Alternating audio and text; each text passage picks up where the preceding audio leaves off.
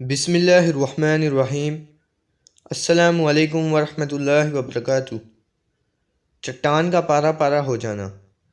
غزوہ خندق میں صحابہ اکرام خندق کھود رہے تھے۔ اتفاق سے ایک جگہ ایک بہت سخت چٹان نکل آئی۔ اسے توڑنے کی بہت کوششیں کی گئی مگر وہ نہ ٹوٹی۔ کدالیں اس پر پڑ پڑ کر اچڑ جاتی تھیں۔ آخر لوگوں نے حضور صلی اللہ علیہ وسلم کی خدمت میں آ کر اس صورتحال کو عرض کی۔ آپ صلی اللہ علیہ وسلم اٹھ کر خود تشریف لائے اور کدال ہاتھ میں لے کر ایسی زبردست لگائی کہ وہ چٹان چور چور ہو گئی۔ تلوار کے زخم کا اچھا ہونا۔ غزوہ خیبر میں حضرت سلمہ بن عکوع کو ٹانگ میں تلوار کا زخم لگ گیا۔ وہ حضور صلی اللہ علیہ وسلم کے پاس آئے۔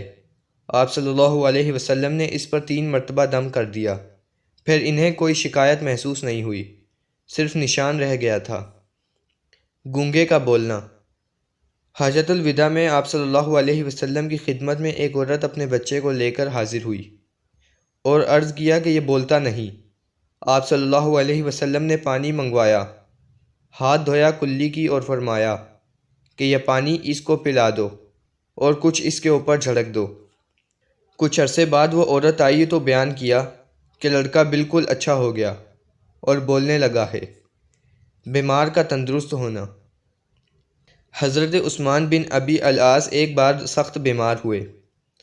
حضور صلی اللہ علیہ وسلم ان کی عیادت کو تشریف لے گئے تو فرمایا یہ دعا 7 مرتبہ پڑھو اور ہاتھ بدن پر پھیرو۔ حضرت عثمان رضی اللہ تعالی عنہ کہتے ہیں کہ میں نے ایسا کیا تو اللہ تعالی نے میری بیماری دور کر دی۔ حضرت عثمان بن ابی العاص اور میں اپنے عزیزوں کو دوستوں کو بھی یہ دعا بتایا کرتا ہوں۔ حضرت سعید بن ابی وقاص کی شفا یابی۔ حضرت سعید بن وقاص کہتے ہیں کہ میں نے حضور صلی اللہ علیہ وسلم کے ساتھ مکہ گیا۔ وہاں جا کر سخت بیمار پڑ گیا، یہاں تک کہ وصیت کی تیاری کی۔ آپ صلی اللہ علیہ وسلم عیادت کو تشریف لائے تو عرض کی، یا رسول اللہ، میں اس سرزمین میں مرتا ہوں جس سے ہجرت کی تھی۔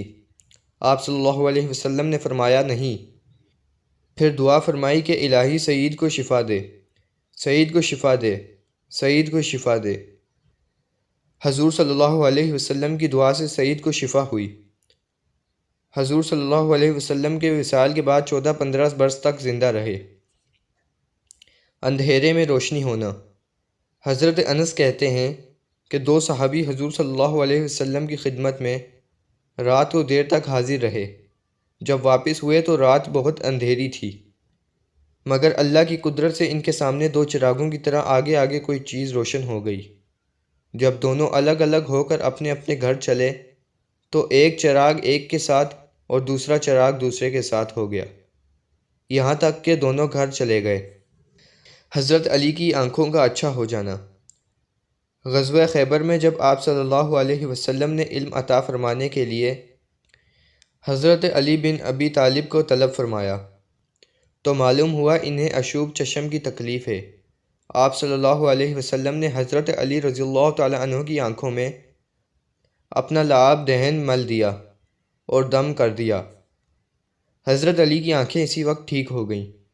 ایسا معلوم ہوتا تھا کہ ان کی آنکھوں میں کبھی درد تھا ہی نہیں۔ حضرت انس کے حق میں دعا۔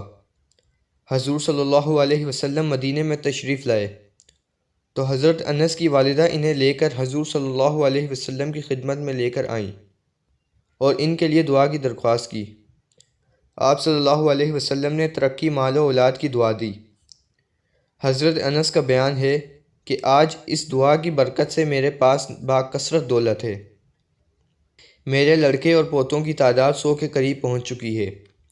اس دعا کا یہ اثر بھی تھا کہ حضرت انس بن مالک کا باغ سال میں 2 بار پھل دیتا تھا۔ اس باغ میں ایک پھول کا درخت تھا جس سے مشک کی بو آتی تھی۔ اونٹ کی فریاد۔ ایک دن آپ صلی اللہ علیہ وسلم ایک انصاری کے باغ میں گئے۔ وہاں ایک اونٹ چلا رہا تھا۔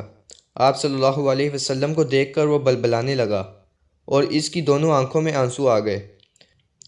آپ صلی اللہ علیہ وسلم نے قریب جا کر اس کے سر پر ہاتھ پھیرا تو وہ چپ ہو گیا۔ آپ صلی اللہ علیہ وسلم نے دریافت فرمایا کہ یہ کس کا اونٹ ہے؟ لوگوں نے ایک انصاری کا نام بتایا، وہ بلوائے گئے تو آپ صلی اللہ علیہ وسلم نے فرمایا، تم ان جانوروں پر جن کو اللہ نے تمہارے محکوم بنایا ہے رحم کیا کرو۔ اس اونٹ نے مجھ سے شکایت کی ہے کہ تم اس کو بھوکا رکھتے ہو اور اس کو تکلیف دیتے ہو۔ جنون دور ہونا۔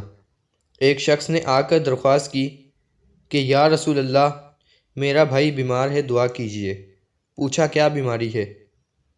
عرض کی اس پر جنون کا اثر ہے۔ فرمایا اس کو لے آؤ۔ وہ آیا تو آپ صلی اللہ علیہ وسلم نے قرآن مجید کی چند صورتیں پڑھ کر اس پر دم فرما دیا، جھاڑ دیا۔ حضور کے دم فرمانے کے بعد وہ کھڑا ہوا تو اس پر جنون کا کوئی اثر نہ تھا۔